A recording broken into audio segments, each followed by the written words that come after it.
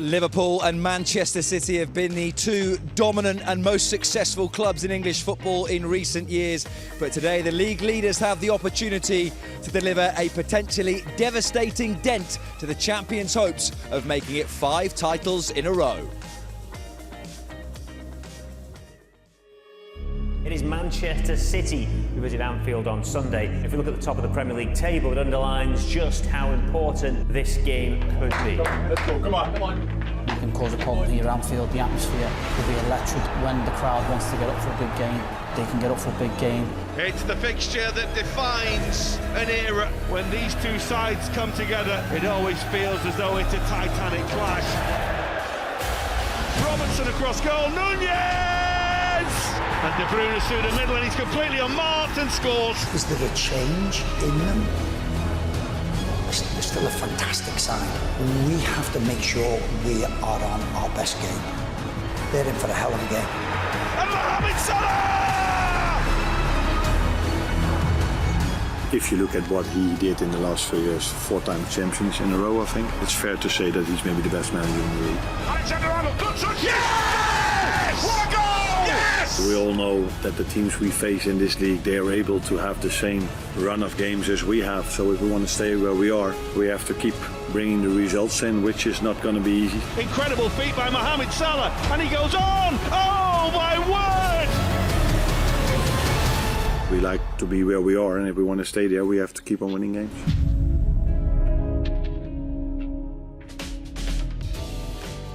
Well, two huge football clubs in very different places at the moment. Liverpool looking to make it 18 wins in 20 matches under head coach Arne Slot. As for Pep Guardiola, looking to avoid 7 games without a victory for the first time in his managerial career. Manchester City have won just twice at Anfield in the Premier League era. If that run continues this afternoon, Liverpool could be as many as 11 points clear of the Premier League champions. Very good afternoon to you. Welcome along to Matchday Live on a huge day in the Premier League title race. We will get the thoughts of John Barnes and Gary Gillespie in just a moment as Liverpool look to continue what has been an incredible week so far. On Wednesday night, it was the champions of Spain and Europe here at Anfield, and Liverpool put them away to make it 5 straight victories in the Champions League and just exercise a few demons of games gone by against Real Madrid. Well, as for the team that Arne Slot has picked today, it shows 4 changes from that side that started in midweek. 2 of them enforced in defence. There is no Ibrahima Konate or Conor Bradley. Back come Trent Alexander-Arnold and Joe Gomez into the team as well. Cody Gakpo starts after scoring against Real. Dominic Szoboszlai starts too. Curtis Jones and Darwin Nunez drop to the bench. And we will talk about that team and Manchester City's team in detail over the course of the next few minutes. But we'll start by reflecting on an incredible night on Wednesday. And as I said, Gary, Liverpool exercised a few demons beating Real Madrid. Yeah, first I think it was a great result, but even more so I thought it was a great performance. It has come at a cost, obviously losing Konate and losing Conor Bradley, but it was one of these nights, it was one of these special nights that we see so often here at Anfield. And against a Real Madrid side that, yes, they were probably a little bit under strength, a little bit under par, didn't really perform on the night as we expected them to do, but take nothing away from Liverpool. Liverpool really were very, very good, especially in the second half. I thought we dominated the game and we got exactly what we deserved. And the contrast could hardly be greater, could it, between Liverpool, so impressive against Real Madrid, and Manchester City coughing up a 3-goal lead against Feyenoord the night before. They would not have arrived here in recent years in worse shape than they do today. Very similar to Real Madrid. I mean, if you look at those two teams, and I remember probably 6 weeks ago when we saw that these 2 games were going to come up back to back, we were wondering about how we were going to play against 2 of the best teams in Europe. But in terms of, they've both been struggling. Real Madrid have been doing particularly well in the league, and now they're Manchester City. But it's going to be a dangerous game because, as you rightly say, yeah, they've only won twice, but they've been dominating English football for so long. Even when they're dominating English football and they come here, we always do well against them. Now, of course, they're not playing particularly well, and while I understand that the players and the staff aren't going to be complacent by no means no stretch of the imagination. I'm hoping for the fans not to be, because I speak to so many fans and they're all of a sudden thinking that, oh, we're going to beat them because Man City haven't been playing well. That's a dangerous attitude to have. And while the players won't, I'm hoping for the fans to still be 100% intense, as if it's the Manchester City of old. Because that's felt a big thing under Pep Guardiola, hasn't it? That Liverpool have caught Manchester City in the eye of a storm, and so much of it has not just been about the way Liverpool have been on the field against Guardiola, but everywhere else in the grounds. And the fans have never been complacent. I'm feeling a little bit of complacency from the fans, expecting us to beat Man City because they're struggling. They're still a dangerous side. They've still got great players. I can't see Man City all of a sudden turning it around, but they have good enough players to cause us problems if the team and the fans aren't 100% on it. Gary, the Optus supercomputer has Liverpool as 77% favourites of winning the Premier League title. Would you say they're as strong as that? Well, if they're saying that, then I think obviously they've done their homework. I think, listen, we're in a fantastic position, but we hark on, like, past players or ex-players, ex-pros have been long enough in the game to know that you're not getting any late medals in December. I think they get handed out in May sometime, and hopefully that will be the case for Liverpool. They've put themselves in a really, really strong position, a really great position. So it's up to them now to go ahead and take advantage. You've got to remember, we were top of the league in April last season, and it kind of all went a little bit pear-shaped towards the end. So there is that, still that little doubt about us. You know that Manchester City, if they get back into this league title run and competition, they have gone the course and distance. Liverpool, not quite at this moment in time, obviously back in 1920 season. But in saying that, it's been a long time since that. But if you look at Man City in previous years when they've had a bit of a blip, lost one game, maybe lost two games, you can see them going on a run consistently. I don't want to, count my chickens too early, but I can't see Man City, even if they win today, saying we're going to go on a run and not lose anymore, because they've not really just not been themselves. The hunger that you have, it's difficult to maintain that hunger year in, year out, which they've done for 4 or 5 years. It's difficult for them to do it, very much like Real Madrid haven't been doing it either. So I think this could be our year. I think when you say hunger as well, I think when you look at a lot of their key players, a lot of these key players have had a lot of injuries and getting older as well. Kyle Walker's had his injury problems. De Bruyne certainly had his injury problems. Bernardo Silva, maybe not so much his injury problems, but he's not a youngster anymore. He doesn't really have that sort of energy like that I see from what we've seen before. So it all accumulates that, it takes its toll. And people can't understand that it happens very quickly. You're looking at a player, it happened to me. When you get to 32, 33 and you think you're doing okay, and people think, okay, if you're going to slow down, it'll be a couple of years. It happens that quickly. And with this Man City team, it looks as if it's all of a sudden caught up with so many of them at the same time. And we'll go into a bit more detail about that later in the show, about how it seems to have caught up with City quickly, and maybe some parallels with Liverpool 2 seasons ago. But because of all those issues we've sort of looked at there, would 11 points be too many? If Liverpool win today, are City done? Well, no, I don't buy into the fact that, 11 points, you'd probably say that Liverpool have got to lose 4 games. It's not a case of losing games. You can drop points by drawing a game. A couple of games, you draw a couple of games, lose a couple of games, and the other team win that 4-game stretch, put 4 together. More or less the gap is closed. So it's not just about losing games, it's about dropping points as well. But in saying that, you'd rather be in our position than what you would be in Manchester City. But you also have to think about, okay, if we draw a couple of games, and as I said, it can change, but at this moment in time, I can't see Man City just going on a run of winning like they've done in the past. I don't think that even today they could all of a sudden turn that around. I'm in danger, Barnsley, getting caught up between a 2-horse race, because I think there is other teams in this title race. But Arsenal are obviously there as well. Arsenal are obviously just Arsenal? And I would put Chelsea in amongst that as well. I would put Chelsea as very much dark horses to the form so far has been very, very good. As for the team that then Liverpool have picked today, it feels a blow not having Conor Bradley, given how well he played against Real Madrid in midweek, but the guy who comes back in's all right. Well, you forget that Trent Alexander-Arnold is probably one of the best right full-backs in the world. So, no, I think that is comfort. But, young Conor Bradley, his performance against Real Madrid was, not just against Real Madrid, every time he's come in at this side, he's been absolutely exceptional. And, I think this just really capped it on in midweek. His performance was outstanding against, arguably, reputedly, the best player in world football against Mbappe. And Mbappe was pretty non-existent, to be honest with you, in the whole game. And that's, I guess, one of the positives that we've seen from Liverpool this season. Everyone who's come in and had a chance to impress has stepped up to the plate, and that is very much the onus on Joe Gomez this afternoon, because Ibrahim Konate has been exceptional this season too. He has. Of course, I think he'll be a big miss, but of course Virgil there will steady it down. But just going back to Conor Bradley, I think that in a game like this, you know, it'll be a miss, because obviously Trent is going to come back in. We know what he can do going forward. Defensively, you may think Connor on a game like this may be better, but the confidence that we're all playing with now, and the confidence we have in the team, and the midfield players in front of them, and the way we work as a team, I can't see us.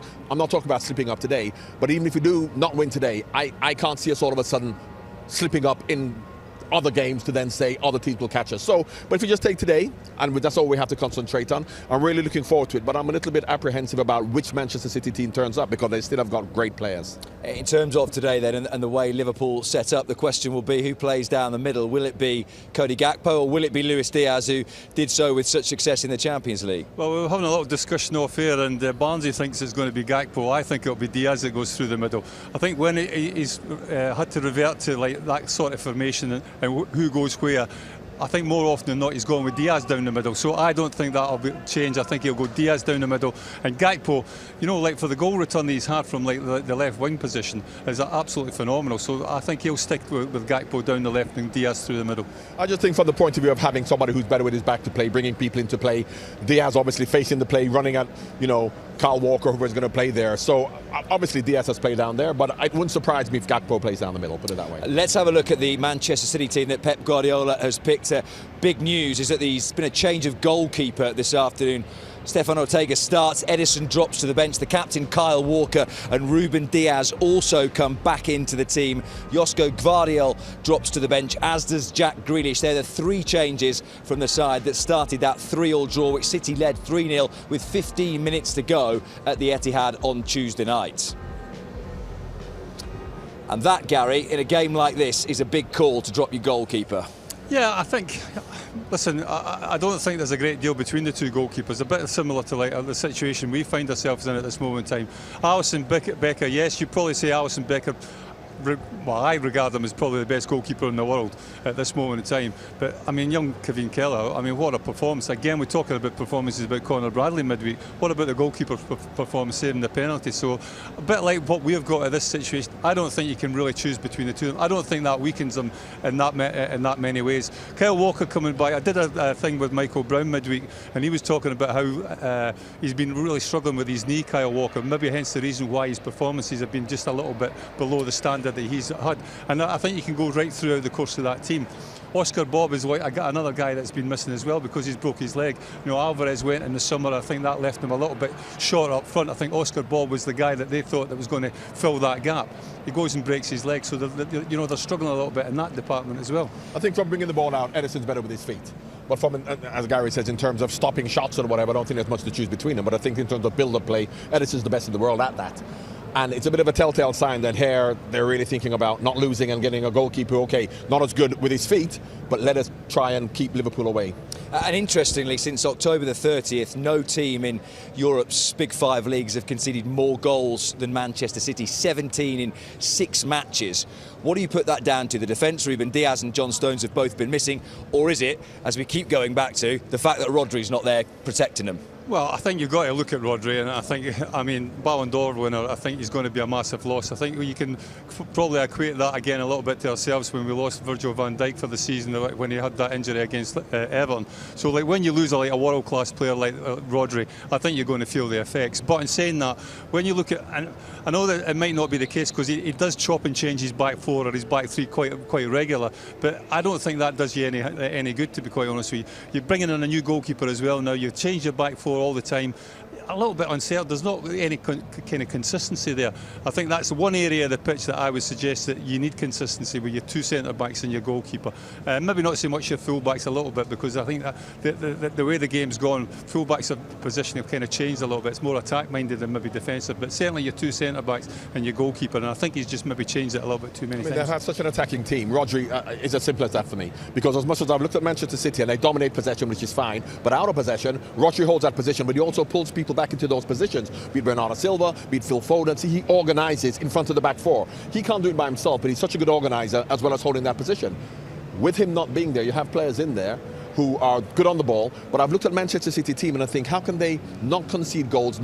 How can they protect the back four when all of the players, apart from Rodri, are attacking players? But his organisational skills in getting people back into that. So it's not just about him being there. I think he's in organising people in and around him defensively to protect the back four. It makes the game up really well as well, Rodri. You know, like makes these like little fouls that And I was going to say actually, when John was talking earlier about it seems to happen overnight that players lose a bit of legs, that I felt that watching Fabinho a couple of seasons ago, that it just went, and one, he wasn't able to get back as quickly to cover Trent and Andy Robertson being further up the pitch, that it made Liverpool look a lot more open and a lot weaker, particularly in transition. Yeah, I think that's the case. I think the way we're talking just now, we seem to be writing Manchester City off. I think we do so at our own peril, to be quite honest with you, because listen, they've still got a very, very strong squad and they're still a very, very good team.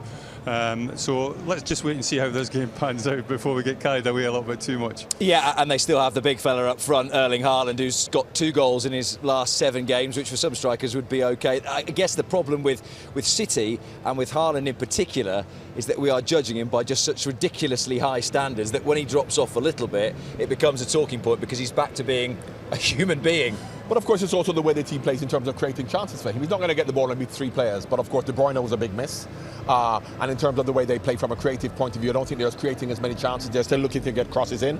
But I think, rightfully, and we mentioned about the players, the goals they've actually lost, with Alvarez going and other people not being there, De Bruyne missing. So and while it has been down to him to score the goals, other people have chipped in, and other people have also attracted opposition defenders to make him, whereas now, if you stop him, you're virtually stopping Manchester City. So they have a problem. However, they're still a fantastic team, and we cannot underestimate them or get carried away in thinking that because they're not playing well, this is a gimme for Liverpool, because it isn't.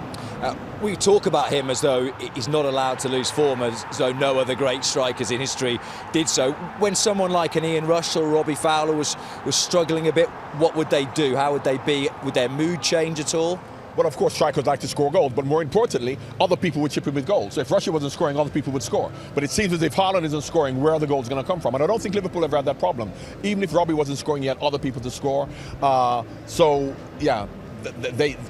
Alvarez going, De Bruyne missing, Phil Foden started off well, but he's now still a young player. So they are struggling at the moment, but once again, with the quality they have on any given day, and I'm hoping it's not today, they could cause problems. Do you think that is it then, Gary, that, as you said, there is a danger of writing them off a bit, and that is exactly what Pep Guardiola will be saying at 5-4 this afternoon, that everyone is assuming they're going to come here and Liverpool are going to take another victim, and actually it could be very different? Yeah, well, I'm sure that would be part of his team talk in the dressing room, that everybody writing you off. I mean, when you look at 7 games without a win for Pep Guardiola, if he doesn't win this game, that's unheard of, to be quite honest with you. So I think somewhere along the line in that dressing room, they'll be saying listen, every man and his dog think that you're going to get beat here, but that can't be the case. We've got to get a result here, and I think you'd take a draw before the start of the game, to be quite honest with you. And not to entirely contradict what Gary and John have both been saying, but the other thing that plays into Liverpool's hands a little bit is that Pep Guardiola doesn't have a great record against Liverpool,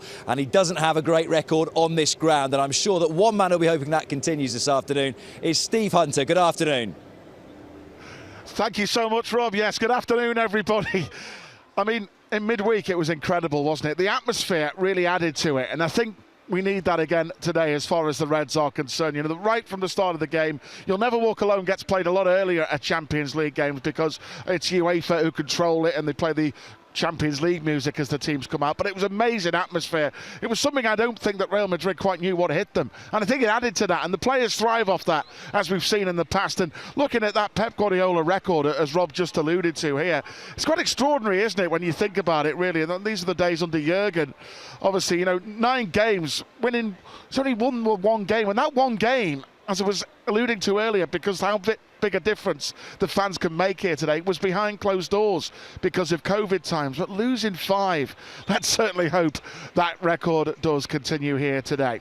Right then, let's have a quick check and a look back down the years at some amazing Liverpool goals. We've got a beautiful SVO lined up for you here of some amazing memories, starting with this one.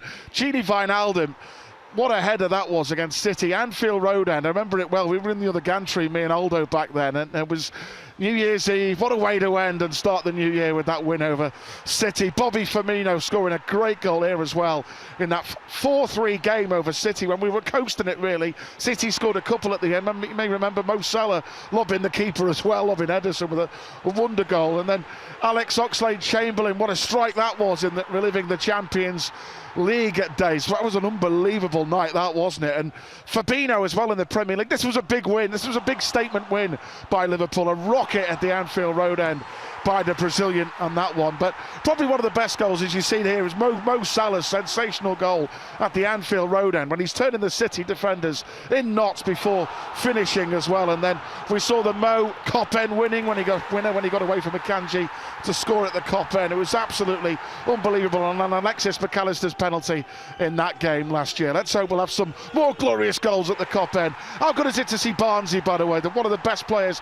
to ever don the red shirt for Liverpool. Remember 87-88 season FA Cup at Main Road. You know, we went into that game and John Barnes absolutely destroyed them. Hopefully we'll have some more of that on the field here today. Rob, it's all yours. I was just about to say 20 quid. Not many people carry money around, but you still got it. It's just too much money. It's going everywhere. Cash is king. Memories of that game that you just mentioned? Not really. Brilliant. No, because of course, I mean, Man City now aren't the Man City of old, let me tell you. I remember we beat them. In fact, we drew 12 with them when they got relegated, funnily enough. So the Man City now aren't the Man City when we were around, I can tell you. It's a completely different animal now, Man City. And John Barnes isn't the John Barnes. Yeah, that's true. I know. In fact, Man City are closer to Man City than John Barnes is to John Barnes back then. Still, we're happy to have you here. We love having you here in your 2024 form, it must be said. If you're watching us on social media, you are about to leave us, but you can still continue to watch the rest of the pre-match show. Details of how to do so are available on liverpoolfc.com/watch. Let's have a look what is coming up over the course of today and beyond. Then between now and 4 o'clock, we will still hear from both managers and the Liverpool forward Cody Gakpo as well. We've just seen Steve, him and John Aldridge have full audio commentary from 4 o'clock this afternoon, and then more from the boys and from inside the tunnel as well between 6 and 7 post-match. All the reaction will also be available as a podcast wherever you get your podcast from. The reaction, the full match replay, hopefully that will be worth watching. LFC TV from midnight tonight, and then all the behind the scenes access on Facebook and YouTube on Inside Anfield at some point tomorrow. But as I said, lots to come between now and 4 o'clock. Arne Slot has picked that team inside the Liverpool dressing room. It's his first taste of facing Pep Guardiola in English football. We will hear from both managers in just a couple of minutes' time.